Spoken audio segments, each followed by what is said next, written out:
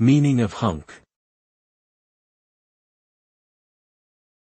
Hunk. Hunk. Hunk. Hunk. Hunk has several meanings depending on the context. It can refer to a large, well-built man or a piece of meat cut from the upper leg of an animal.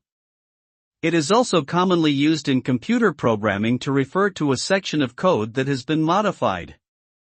In this context, a hunk typically contains several lines of code and is used during the process of version control.